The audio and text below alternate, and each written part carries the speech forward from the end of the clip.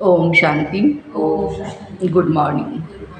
आज प्राणेश्वर बाप दादा के 13 सब कुछ 13 तुझको अर्पण 13/11/2024। मीठे बच्चे, सभी को पहले पहले अल्प का पाठ पक्का कराओ। आप आत्मा भाई भाई है, ये पाठ बाबा कहते पक्का कराओ। प्रश्न है कि इस एक बात में श्रीमत मनुष्य मत के बिल्कुल ही विपरीत है। उत्तर है, मनुष्य मत कहती है कि हम मोक्ष में चले जाएंगे और श्रीमत कहती है यह ड्रामा अनादि अविनाशी है, मोक्ष किसी को भी नहीं मिल सकता। भल कोई कहे यह पार्ट बजाना हमको पसंद नहीं है, परंतु इसमें कोई कुछ भी नहीं कर सकते हैं। पार्ट बजाने आना ही है, श्रीमत ही तुम्हें श्रेष्ठ बनाती है। मनुष्य मत तो अनेक प्रकार की है। ओम शांति। अभी यह तो बच्चे जानते हैं हम बाबा के सामने बैठे हैं, बाप भी जानते हैं बच्चे हमारे सामने बैठे हैं। यह भी तुम बच्चे जानते हो बाप हमें शिक्षा देते हैं जो फिर हमें औरों को देनी है।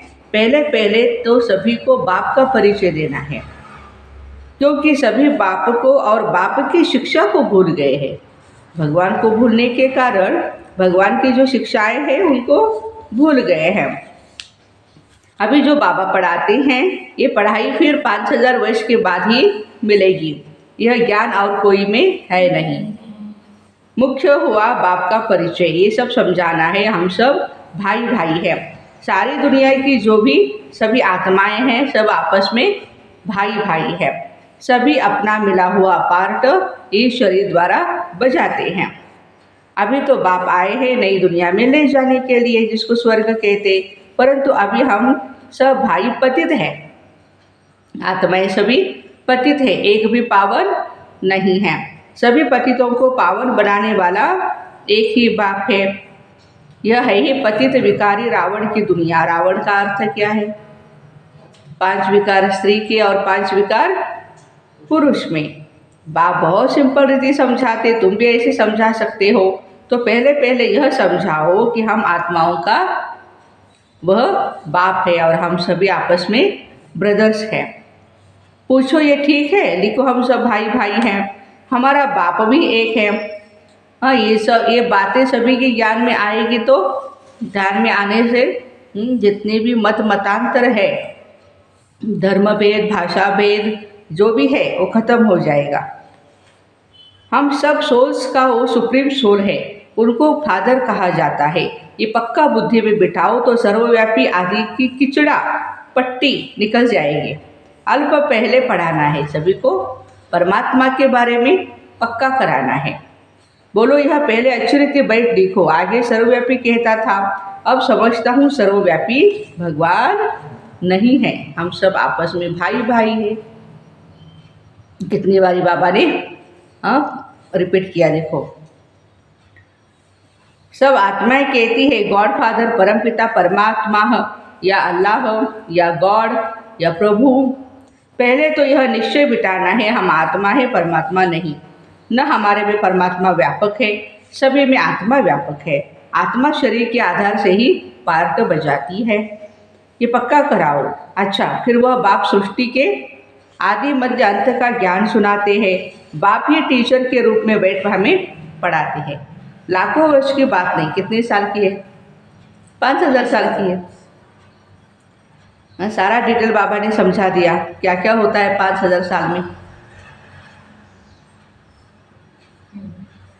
इक्वल कैसे है इनको भी जानना पड़े। सतयुग त्रेता पास्ट हुआ, नोट करो। उनको कहा जाता है स्वर्ग और सेमी स्वर्ग। सतयुग को कहेंगे स्वर्ग, त्रेतायुग को कहेंगे सेमी स्वर्ग।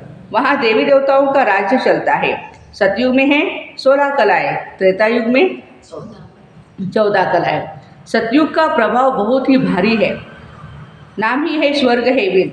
नई दुनिया सतयुग को कहा जाता है, उनकी ही महिमा है। नई दुनिया है ही एक आदि सनात देवी देवता धर्म। चित्र भी तुम्हारे पास निश्चय कराने के लिए है। ये सृष्टि का चक्र फिरता रहता है। इस कल्प की आयु 5000 वर्ष की है। अब सूर्यवंशी चंद्रवंशी तो बुद्धि में बैठा है। विष्णुपुरी विष्णुपुरी ही बदल राम सीतापुरी बनती है। विष्णुपुरी बदल करके राम सीतापुरी बनती है। उनकी डिनाइस्टी चलती है, 2 युग पास्ट हुए, फिर आता है द्वापर युग, रावण का राज्य। देवता वामार्ग में चले जाते हैं तो विकार का सिस्टम बन जाता है। आज सुदर्शन चक्र के बारे में पूरा बाबा बच्चों को चक्रधारी बना रहे हैं। सतयुग त्रेता में सभी निर्विकारी रहते हैं। एक आदि सनातन देवी देवता धर्म रहता है। चित्र भी दिखाना है, ओरली भी समझाना है। बाप हमको टीचर होकर के ऐसे पढ़ाते हैं। बाप अपना परिचय खुद ही आकर के देते हैं, खुद कहते हैं मैं आता हूँ पतितों को पावन बनाने के लिए, तो मुझे भी शरीर चाहिए ना, नहीं तो बात कैसे करूँ। मैं चैतन्य हूँ, सत्य हूँ, अमर हूँ। सतो रजोतमो में आत्मा ही आती है ना, आत्मा ही पतित, आत्मा ही पावन बनती है। आत्मा में ही सब संस्कार है।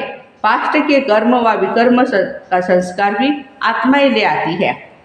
सतयुग में तो विकर्म होता नहीं, कर्म करते हैं, पार्ट बजाते हैं, लेकिन उसका कोई सत्कर्म भी नहीं कहेंगे, विकर्म भी नहीं कहेंगे, अकर्म है।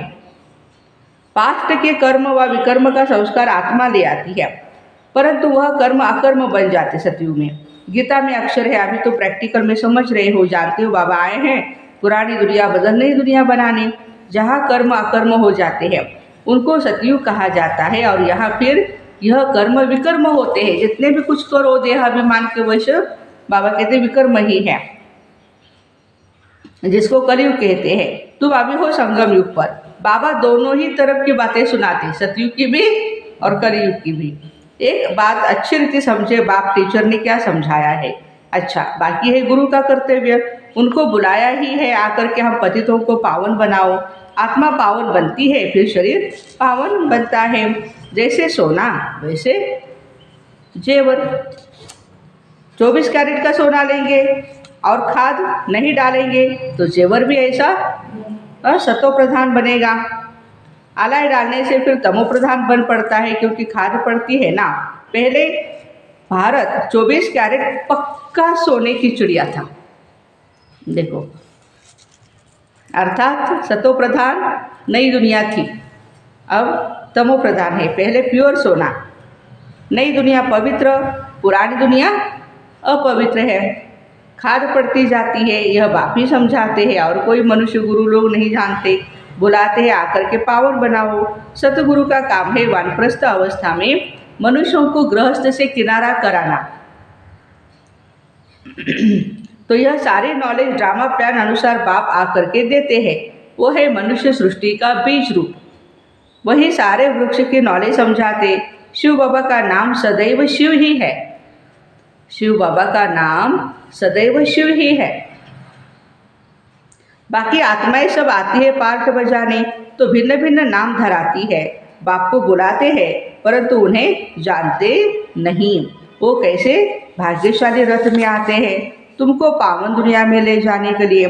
तो बाप समझाते हैं मैं उनके तन में आता हूँ जो बहुत जन्मों के अंत में है। कौन? ब्रह्मा बाबा। 84 पूरा 84 जन्म लेते हैं। राजाओं का राजा बनाने के लिए इस भाग्यशाली रथ में प्रवेश करना होता है। पहले नंबर में है श्री कृष्ण, वह है नई दुनिया का मालिक। फिर नीचे उतरते हैं सूर्यवंशी, चंद्रवंशी, वैश्य, शूद्रवंशी, फिर अभी हम हैं ब्रह्मावंशी। गोल्डन से सिल्वर, फिर तुम आयरन से गोल्डन बन जाते हो। बाबा कहते हैं मुझे एक बाप को ही याद करो, जिसमें मैंने प्रवेश किया है। इनकी आत्मा में जरा भी नॉलेज नहीं थी, ब्रह्मा बाबा की आत्मा में, फिर उन्होंने नॉलेज ली। इनमें मैं प्रवेश करता हूँ, इसलिए इनको भाग्यशाली रथ कहा जाता है। खुद कहते हैं मैं इनके बहुत जन्मों के अंत में आता हूँ। गीता में भी अक्षर एक्यूरेट है। गीता को सर्वशास्त्र शिरोमणि कहा जाता है। इस संगम युग पर ही बाबा आकर ब्राह्मण कुल और देवी देवता कुल की स्थापना करते हैं। औरों का तो सबको मालूम है, इनका कोई को पता नहीं है। बहुत जन्मों के अंत में अर्थात संगम युग पर ही बाबा आते हैं, कहते हैं बच्चे मैं बीज रूप हूँ। श्री कृष्ण तो है ही सतयुग का रहवासी, उनको दूसरी जगह कोई देख नहीं सकते। पुनर्जन्म में तो नाम रूप देश काल सब कुछ बदल जाता है। हाँ, कई कहते पुनर्जन्म नहीं है, स्वयं भगवान कहते बच्चे पुनर्जन्म है। पहले छोटा बच्चा बहुत सुंदर होता है, फिर बड़ा होता है, हाँ फिर बूढ़ा शरीर हो जाता है तो छोड़ देते हैं, दूसरा लेते हैं छोटा। ये बना बनाया खेल है, ड्रामा के अंदर फिक्स है। दूसरे शरीर में तो उनको श्री कृष्ण नहीं कहेंगे, उस दूसरे शरीर पर नाम आदि फिर दूसरा ही पड़ेगा। समय, फीचर्स, तिथि, तारीख सब कुछ बदल जाता है। वर्ड की हिस्ट्री, ज्योग्राफी हूबहू रिपीट होती है, तो यह ड्रामा रिपीट होता है। सतो रजो तमो में आना ही है, एट एनी कॉस्ट आना ही है। मैं आता हूँ, बाबा कहते संगम युग पर। यह सृष्टि का नाम, युग का नाम सब बदल जाता है। अभी है संगम युग, यह हमको अंदर में पक्का करना है। हमारा बाप भी है, टीचर भी है और सतगुरु भी है, जो फिर सतो प्रधान बनने की युक्ति बहुत ही अच्छी रीति हमें बताते हैं। गीता में भी है, देह सहित सर्वधर्म छोड़ अपने को आत्मा समझो, सर्वधर्मान परित्यज्य मामेकम शरणम व्रज अहम त्वा सर्व पापेभ्यो मोक्षयिष्यामि मां शुचः। तेरे सारे पाप मैं खत्म कर दूंगा, मां शुचः, रो मत, रोना नहीं। वापिस अपने घर जरूर जाना है। भक्ति मार्ग में कितनी मेहनत करते हैं भगवान के पास जाने के लिए, वो है मुक्ति धाम। कर्म से मुक्त हम इन कॉर्पोरियल दुनिया में जाकर के बैठते हैं। पाठधारी घर गया तो पाठ से मुक्त हुआ। सब चाहते हैं हम मुक्ति पावे, परंतु मुक्ति तो किसको मिल न सके। ये ड्रामा अनादि अविनाशी है। कोई कहे यह पाठ बजाना हमको पसंद ही नहीं, परंतु इसमें कोई भी कुछ नहीं कर सकता है। ये अनादि बना बनाया ड्रामा है। एक भी मुक्ति को या मोक्ष बाबा कहते नहीं पा सकता। वह सब है अनेक प्रकार के मनुष्य मत। यह है श्रीमत, श्रेष्ठ बनाने के लिए। मनुष्य को श्रेष्ठ नहीं कहेंगे, देवताओं को ही श्रेष्ठ कहा जाता है। उन्होंने आगे सब नमन करते हैं तो वह श्रेष्ठ ठहरे ना, परंतु यह भी किसको पता नहीं है। अभी तुम समझते हो 84 जन्म तो लेना ही है। श्री कृष्ण देवता है, वैकुंठ का प्रिंस, वो यहाँ कैसे आएगा? न उसने गीता सुनाई, सिर्फ देवता था इसलिए लोग पूछते हैं। देवता है पावन और खुद है मनुष्य पतित। कहते भी है मुझ निर्गुण हारे में कोई गुण नहीं, आप तरस परोई, आप हमें ऐसा बनाओ। शिव के आगे जाकर कहते हैं हमको मुक्ति दो। वह कभी भी जीवन मुक्त, जीवन बंद में आते ही नहीं, इसलिए उन्हें पुकारते मुक्ति दो। जीवन मुक्ति भी वही ही देते हैं। अभी तुम समझते हो मम्मा बाबा के हम सब बच्चे हैं, उनसे हमें अथाह धन मिलता है। मनुष्य तो बेसमझी से मांगते रहते हैं, बेसमझ तो जरूर दुखी ही होंगे ना, अथाह दुख भोगने पड़ते हैं। तो यह सब बातें बच्चों की बुद्धि में रखनी है। एक बेहद के बाप को न जानने के कारण कितना आपस में लड़ते झगड़ते रहते हैं। ऑर्फन बन पड़े हैं, ऑर्फन माना निधन के बन पड़े हैं। कोई भी धनी थोड़ी नहीं है, अनाथ हो गए हैं। वो होते हैं हद के ऑर्फन्स, यह है बेहद के ऑर्फन्स। बाप नई दुनिया स्थापन करते हैं। अभी है ही पतित आत्माओं की पतित दुनिया। पावन दुनिया सतयुग को कहा जाता है, पुरानी दुनिया कलयुग को कहा जाता है। तो बुद्धि में ये सब बातें रहती है ना, पुरानी दुनिया का विनाश और नई दुनिया की स्थापना। नई दुनिया में ट्रांसफर हो जाएंगे। अभी हम टेम्पररी संगम युग पर खड़े हैं। पुरानी दुनिया से नई बन रही है। नई दुनिया का पता है, तुम्हारी बुद्धि अब नई दुनिया में जानी चाहिए। जाती है ना सभी की बुद्धि? हाँ, उठते बैठते चलते फिरते यही बुद्धि में रहे हम पढ़ाई पढ़ रहे हैं। हाँ? 17 तारीख रविवार है, स्टूडेंट दिन है अंतर्राष्ट्रीय।